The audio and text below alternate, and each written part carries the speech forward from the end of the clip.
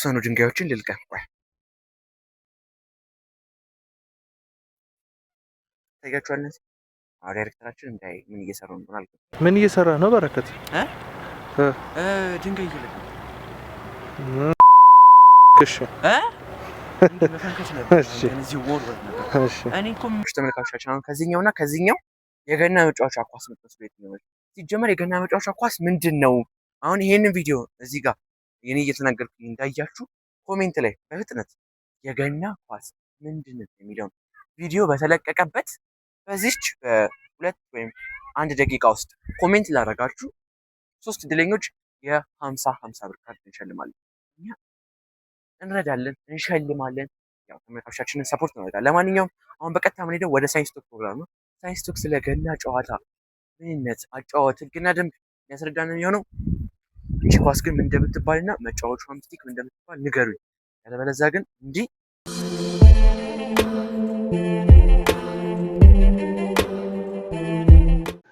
በድጋሚ እንኳን ለጌታችን ለመድኃኒታችን ለኢየሱስ ክርስቶስ የልደት በዓል በሰላም በፍቅር በጤና አደረሳችሁ እንላለን።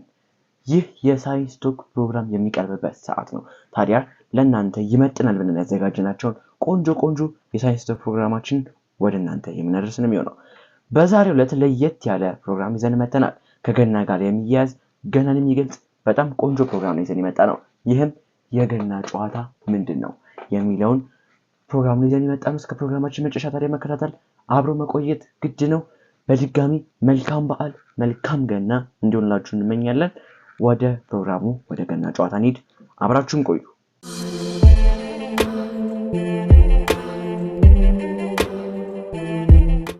ከአፍታ ቆይታ በኋላ ተመልሰናል። እንግዲህ የኢየሱስ ክርስቶስ የልደት በዓል ሲቃረብ የገና ባህላዊ ጨዋታዎችን መጫወት በኢትዮጵያ በተለይም ቀደም ባሉት ጊዜ የተለመደ ተግባር ነው።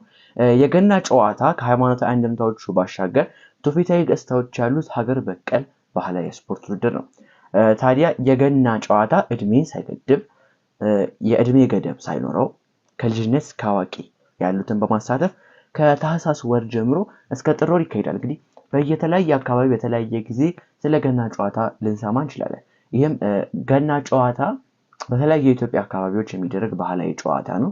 የእድሜ ገደብ በጭራሽ የለውም። ልጆችም አዋቂዎችም የሚጫወቱት ነው። ብዙ ጊዜ እንደዚህ በእንጨት ምናምን ጨዋታ ስለሆነ ከአሜሪካን ፉትቦል ጋር ምናምን የሚያመሳሰሉት ነገሮች ይኖራሉ እና የኢትዮጵያ ሀገር በቀል የሆነ ባህላዊ ገናን የሚገልጽ በጣም ትውፊቱን የጠበቀ ከእንደገና ደግሞ ሃይማኖታዊ የሆነ ትርጉም ያለው ጨዋታ ነው። ስለዚህ የገና ጨዋታ በምንድን ነው የሚካሄደው፣ በምን ኢኩዊፕመንቶች የሚዘጋጅ ነው የሚለውን እንመለከታለን። የገና ጨዋታ የሚካሄደው ገና በመባል በሚጠራው ዱላ ከጫፉ ቀለስ ያለ ብዙ ጊዜ ከወይራ እንጨት በሚዘጋጅ እና የመጫወቻ ሩሯ ጥንክ ከቆዳ ጠፈር ወይም ከጉቶ ተጠርቦ ድቡልቡልና በምትሰራ ነው። በባለፈው ዓመት የሳይንስ ቶክ ፕሮግራማችን የገና አይታችሁት ከሆነ ስለ ገና ጨዋታ የገና ኳሷ ምን ትባላለች ስለሚለው ሪያክት አድርገን ነበር የሆነ ቪዲዮ እና በደንብ ተተናንተንበትም ነበረ። አሁን እዚህ ጋር እንደተረዳነው እንግዲህ የገና ጨዋታ ኳሷ ሩር ወይም ደግሞ ጥንግ ትባላለች። ከቆዳ ጠፈር ወይም ደግሞ ከጉቶ ተጠርባ በድቡልቡል በሆነ ቅርጽ ነው የምትሰራው እና በጣም ባህላዊ ትውፊቱን የጠበቀ እንደ ሀገራችንም ትልቅ እሴት ያለው ነው። ጨዋታው በስፋት የሚካሄደው ሰብል በተሰበሰበበት አካባቢ ለጥ ባለ ሜዳ ላይ በሁለት ቁጥራቸው እኩል በሆኑ ቡድኖች መካከል ሲሆን ተጫዋቾቹ እግረ ጠባብ ልብስ ከታች አይታችሁ ከሆነ ያበሻ ልብስ እንደዚህ ያደርጋሉ። ከዛ በኋላ እግራቸው ላይ ደግሞ ሱሪው የሚያረጉት ሱሪ ከታች ጥለት ይኖረዋል። ከዛ በኋላ እግራቸው ጋር የእግር ጡንቻቸው አካባቢ ጋር ጠረብ የማለት ባህሪ ያለውና አንዱ የአጨዋወቱ ሴትም እንደሆነ ያሳየናል እና ራሳቸው ላይ ደግሞ ሻሽ ያደርጋሉ ማለት ነው። በአንዳንድ አካባቢዎች የገና ጨዋታውን የሚመራ አንድ ዳኛ ከአማካሪዎቹ ጋር በመሆን ከአራት የጎል ጠባቂዎች ጋር በጋራ ጨዋታውን ይመራል። ጨዋታው ኡሩሯን በገና ዱላው በተቃራኒ ቡድን የግብ ክልል በማንከባለል እና በመለጋት ነጥብ በማስቆጠር የሚካሄድ ነው።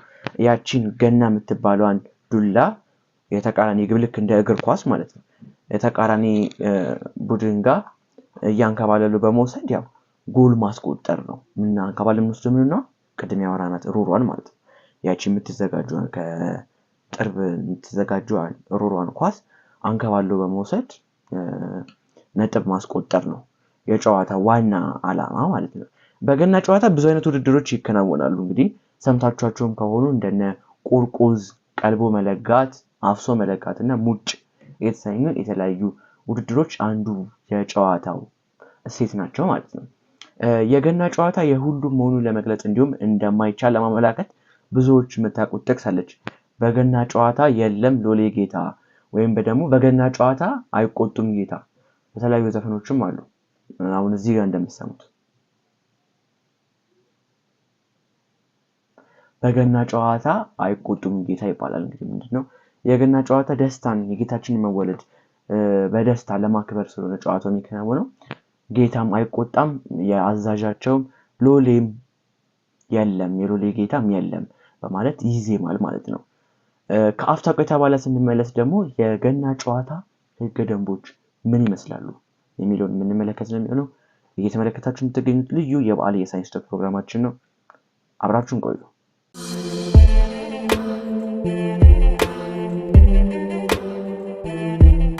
ከአፍታ ቆይታ በኋላ ተመልሰናል። እንግዲህ አሁን ደግሞ በቀጥታ የምንሄደው የገና ጨዋታ ህገ ደንቦች ምን ይመስላሉ የሚለውን ወደ መመልከት ነው ማለት ነው። የገና ጨዋታ የኢትዮጵያ የባህልና ስፖርት ፌዴሬሽን ጥናት አካሂዶበት በደንብ ተጠንቶ በባህላዊ ይዘቱን ሳይለቅ ህግና ደንብ ተዘጋጅቶለታል። እንግዲህ ይህንንም ስንል የኢትዮጵያ የባህልና ስፖርት ፌዴሬሽን የገና ጨዋታ ምን ይመስላል የሚለውን በማየት የተወሰኑ ነገሮችን በማሻሻልና ባህላዊ ይዘቱን እንዳይለቅ በማድረግ የተወሰኑ ሞዲፊክ ሆኑ ህጎች ተዘጋጅተውለታል። እንግዲህ በዚህም በ2006 ተከልሶ በተዘጋጀው የባህልና ስፖርት ሰነድ መሰረት የገና ጨዋታ ወደ 7 የሚደርሱ ህግና ደንቦች አሉት። ከሶስት የተወሰኑትን የምንመለከተው ይሆናል ማለት ነው።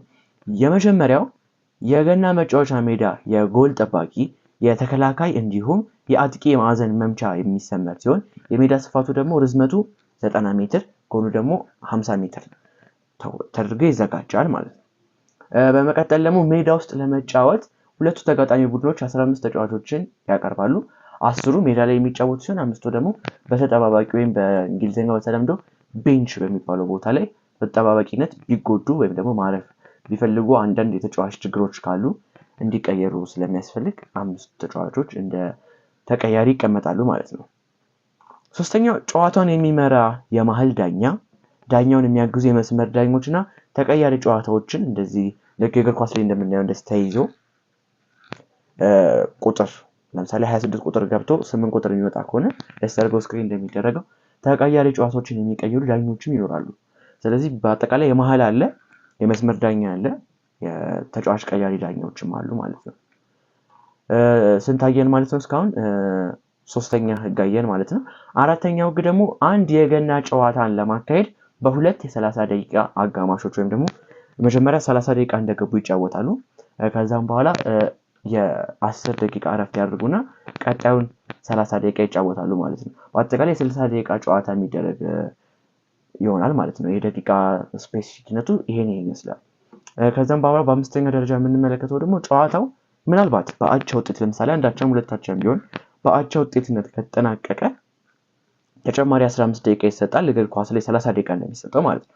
15 ደቂቃ ተጨማሪ ይሰጥና በዛም ተደርገው መለየት ካልቻለ ወይም ደግሞ አንዱ ቡድን ጎል አግብቶ ያለውን የኳስ የጎል ነጥብ ልዩነት መለያየት ካልቻሉ ወደ ቅጣት ምት ተደርገው አሸናፊው ይለያል ማለት ነው። እንግዲህ የገና ጨዋታ በዚህ መልኩ ነው የሚዘጋጀው። እንግዲህ ተመልካቾቻችን የዛሬው የሳይንስ ቶክ አጠር ያለ ልዩ የበዓል ፕሮግራማችን ይህንን ይመስል ነበረ። ከእናንተ ጋር ቆንጆ ፕሮግራም እንዳሳለፍን ተስፋ አድርጋለሁ። ልዩ ልዩ የደቦል አዲስ የበዓል ፕሮግራሞች ይቀጥላሉ። ሳይንስ ቶክ ግን በዚህ መልኩ እዚህ ጋር ያርፋል። ስለተከታተላችሁኝ ከልብ አመሰግናለሁ። እኔ ያቀርብልክላችሁ በረከት ሳምሶን ነበርኩኝ። በሌሎች የሳይንስ ቶክ ፕሮግራሞች እስከምንገናኝ ሰላም።